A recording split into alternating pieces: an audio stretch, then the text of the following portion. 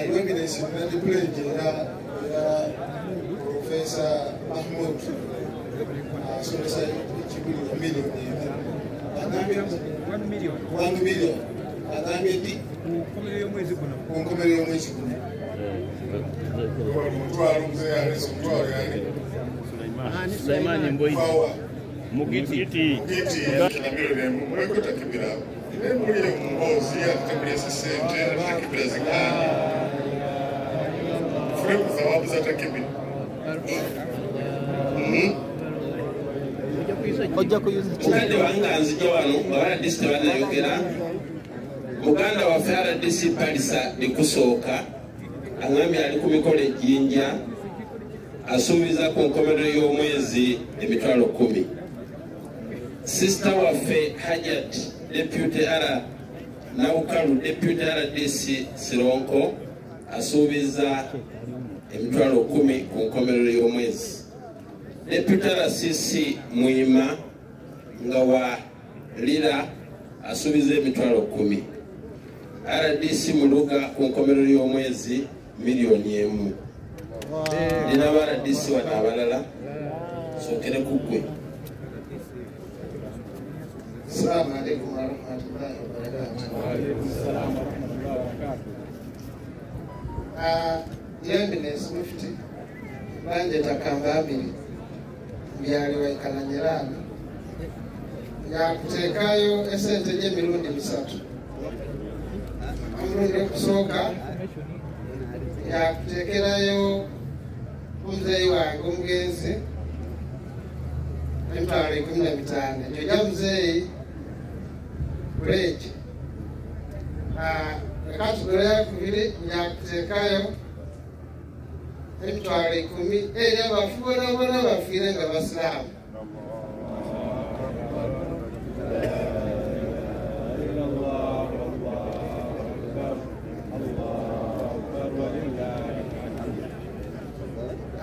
nanze nga nzambiri kamba deputy RDC Bulambuli yakuteekayo emitwalo 5. Allahu Akbar la ilaha illallah Allahu Akbar walillahil hamd walaona n'emitwalo 75 bagimbanze okunkomerero ya mweri guno. Assalamu alaikum warahmatullahi wabarakatuh. wa alaikum assalam.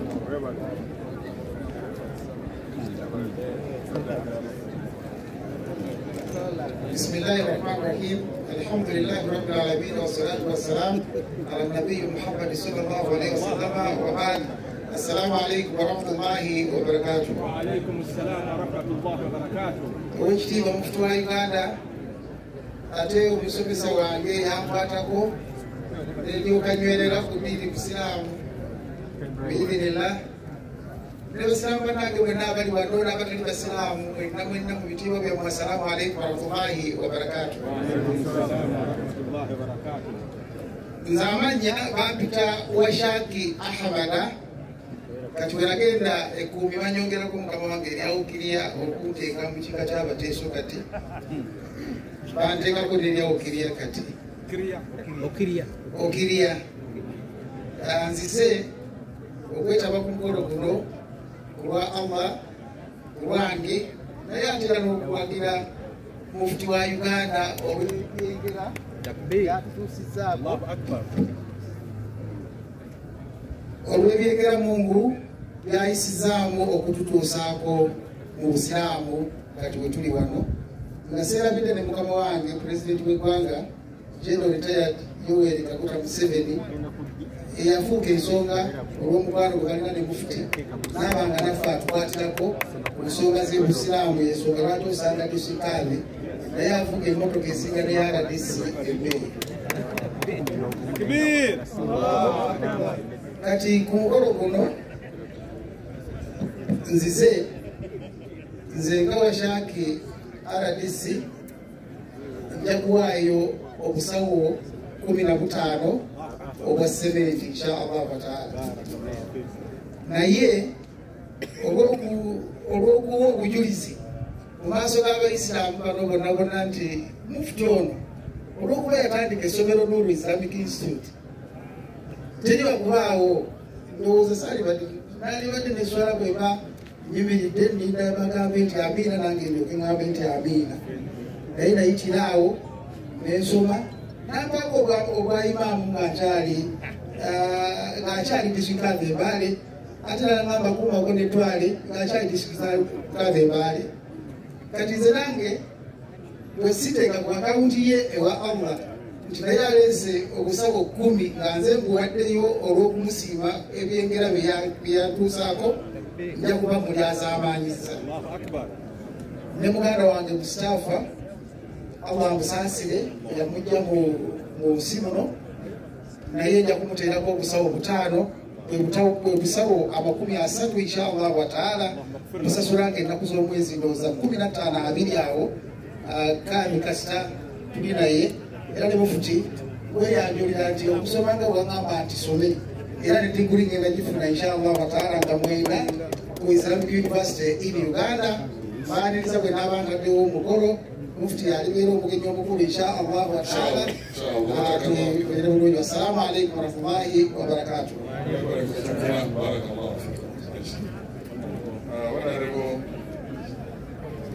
Yusuf Mutembuli atuuse ataalukire maanyi mangi ate kubanonga tamakuwala abali mulwadde naye nga musaasire ajja kutereera inshallah. Assalamu alaikum warahmatullahi wabarakatuh. Tweyanza Allah akkiriza leero ne tubeera wano ngate tuli ku mulimu gwe era nsaba neyanza buli omu alina kaleese wano Allah akkirize muddizeewo emirundi zonna alaze asiimye.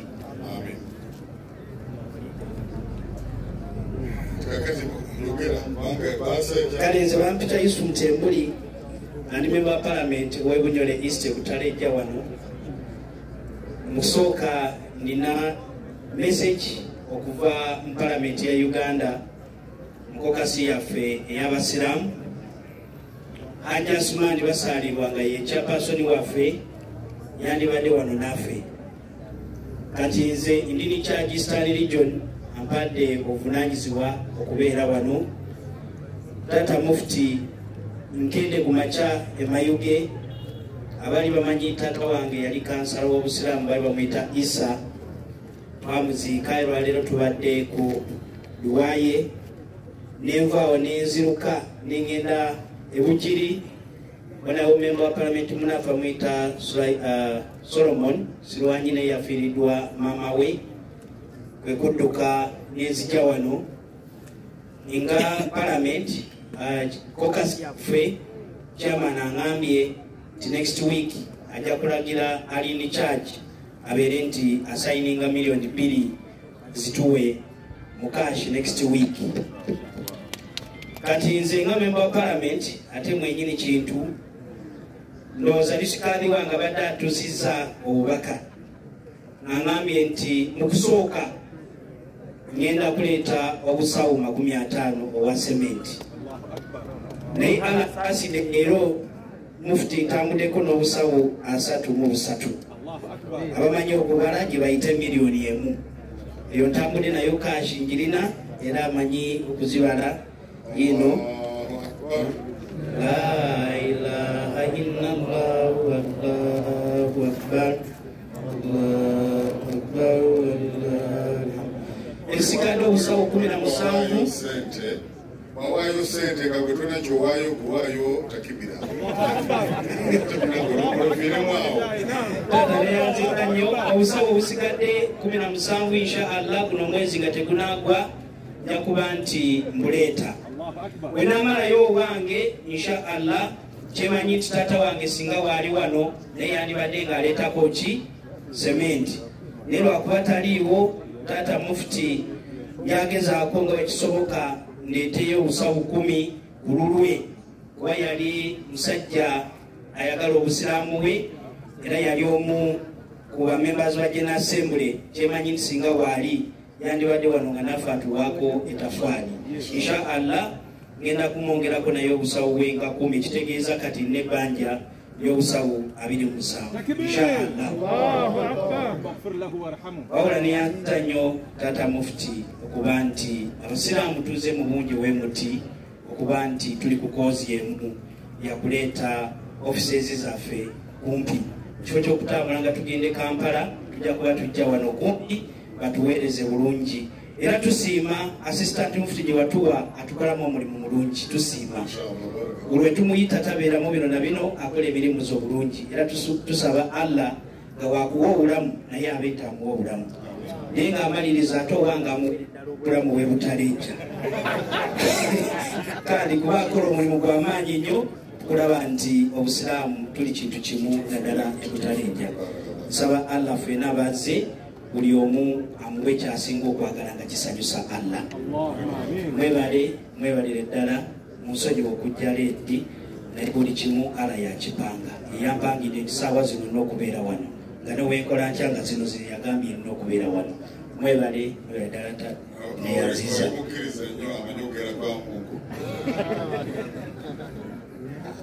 webale nnyo honorable tebuli contribution eyo tusiimye nnyo era mwongere.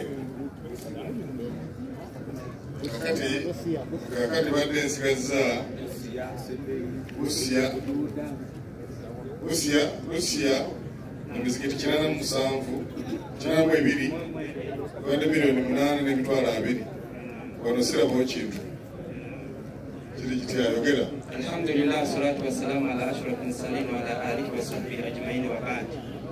Yo eminensi ndina nga bw'oyogedde emizikiti 82 naye nga sinaba kubeera nga nyanjula kyentambudde nakyo ogutole gye tumaze mutule wansi ne tiimu abatana mulimu abagundi mugire kujjako abagenda abasigadde mutule kati yogera mangu Lusia.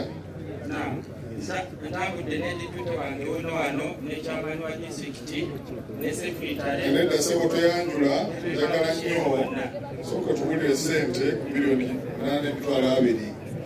yo eminensi nga sinaba kubeera nga nyanjula mu butongole sente ezo ensonga zaze emirundi 2 zonna nga zifaanagana nga tulina okubeera nga tuzimba headquarter yaffe neya regioni ate the same time tubeere nga tuzimba headquarter yaffe ya district. Era wenjogerera saawa eno yo eminensi headquarter yaffe ya district erimu billion plus naye byonna byazze nibegatta awamu. So yo eminensi nsobodde okubeera nga mbikwasaganya awamu nensooka nentambulako ne miliyoni 1 naye nesigadde inshallah ntambudde ne bakawunti sheekhe tugenda kukwatira awamu zibeere nga zijja zituuka. Era awo wennyini n'abataala nabo beekozeemu omulimu oluvannyuma lw'okubakubiriza nabo bagenda kujja wano babeere nga balikotinga inshallah. Kashi emiliyoni 1 eri awo muzeeyi emiliyoni 1 webale naye tokoze bulungi ebya disitulikiti tobigattana bya regioni olwekyo tukubanja miliyoni 7.20 Allah asikozese oluvannyuma lw'omwezi bamutwale bawulidde era ne bayimaamu bawulidde n'abasiraamu bagize eki alballagtu allahumma fashhad Allah kabere mujulizi. Mulimu abagamba nti kukomera omwezi tunaleeta naye omwezi obanga olina kyosuubiza ati okufuze wiiki tusebeyi waliwo abalese pledges okuva mu kitu kyamu ngekuripotinga sana balina pledges waliwo abantu balaba bagenda okusasula tewali kale mwebale nnyo mujja mutuulako tulabe kujjako ng'aba amatwale balina kyebasula million nothing so far on record. Sente za preparation mutwala ana waliwo ono mitwalo 2 kyokka. What happened? Can you tell? Assalamu alaikum warahmatullahi wabarakatuh. This is the team from Severi. These are county chefs. And since you said I shouldn't I mean, we should not introduce them. I just want you to show them, I mean, to see them as former sheikhs and the district chairman. I have been accompanied by the DHO, District Health Officer, Dr. Siraj. He wants to make his humble contribution. Doctor, please. Thank you. Welcome. Assalamu alaikum wa rahmatullahi wa barakatuh. I'm Dr. Siraj Masai, the District Health Officer Kapchorwa. Mufti, I'm giving 500,000 for now, 300 cash. Allahu Akbar. La ilaha illallah, Allahu Akbar, Allahu Akbar, wa lillahi hamd. Yes, thank you. Thank you for that pledge. May Allah reward you abundantly, inshallah. That is Dr. Siraj. As for us, as a district, we have come with the 1,600,000 cash, and I know there's a balance. We pledge to pay within 3 weeks from now. All the county sheikhs are here, and they have requested me for 3 weeks. I was giving them 1 week, but they're 3 weeks. Well, how much is that? This is 1,600,000. So what could be the balance? 5.8. No, reduce the 200,000 from the preparation. So is that? It's okay. So it is 1 point what? It's 1.4 now. 1.4. What do you have preparation? 1.4. So you are ready with 6 million. In 3 weeks. 3 weeks. Inshallah. Thank you. Thank you. Barakallahu fikum. Thank you for consulting. Then we have Tororo. Before we do that, Tororo, where are you?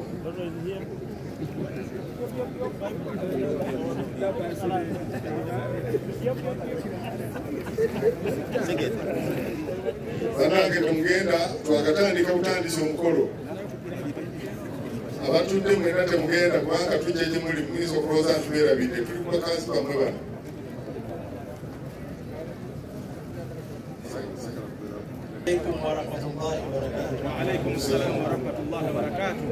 For us, Tororo, we are supposed to pay 4.6 million. We have cash here, 1 million. And we want a check from our elder, Haji Malik Koire. We want to write a check of 1 million now. And the women have come with as part of that. Okay. So that's the, and the women, 125 they have already given out. Which one? Women. These are for mosques. No, that one I'm also declaring that the women have already paid. Thank you very much. So ours, by the end of this month, inshallah, shall clear. What could be the balance now? That is 1 million. How much is cash there? 1 million. 1 million. So what you do the Sente because million. And this is to our. And the check, want the check to be written the name. Check. Check ya million yemu. Yes. Ezo mtwale meka. Ezo bili. Million bili spas kande 2.6. 2.6. And our chairman pledged 1 million. The chairman. I think he has declared chairman Muruka is our chairman. He's the chairman. He has pledged 1 million. Is that all? Thank you very much. Please, you clear. Eguluga tulina emizikiti 40 kwago abaimaamu basobola okumpaako 3 buli imaamu kuli muzikiti mbabanja 7 era bwe twamalaawo nasabumitinga mitwalo 7 kuliko eza preparations nemala nenetako ensawo ey'omuceere saakomyawo nagezezaako nendaba nti ndeetaka amatooke aga fundraising. Yes. emitwalo 10 buli muzikiti gwagibazeemu otya? Ngamba emizikiti 40 ye miliyoni 4. Yes. Bampako ono giriana mu kumulwa kuba nti ndowooza kumungu. Ndowooza yali just offside. Kati saawe wenjogerera wano nina amalewa gwange awo emmese nga njagala fundraising etambule bulungi. Nembeerako n'amatooke gange awo gendeese nga njagala fundraising etambule bulungi. Twagadde sente z'emizikiti amalewago. Kale baimaamu bange bagenzeeko owahonale n'ambeshe ne bamwegayirira nti ekisale kituli bubi n'abawayo emiliyoni kashi njirina wano.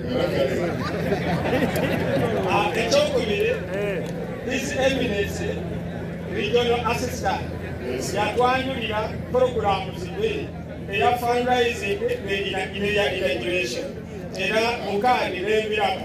Kati bwentuuse wano ku makya ate nendaba programu endala. Kati abantu bange bali awo bali mu kukaaba titwagadde tulabe disitulikiti galabi waffe ng'ali inaugurated. Kati nakyo kiri bubi njagadde regional kaadi oba regional assistant ayogere bagende nga bakimanyi nti sinze naye wabula ndowooza wabaddewo programu embi wewale.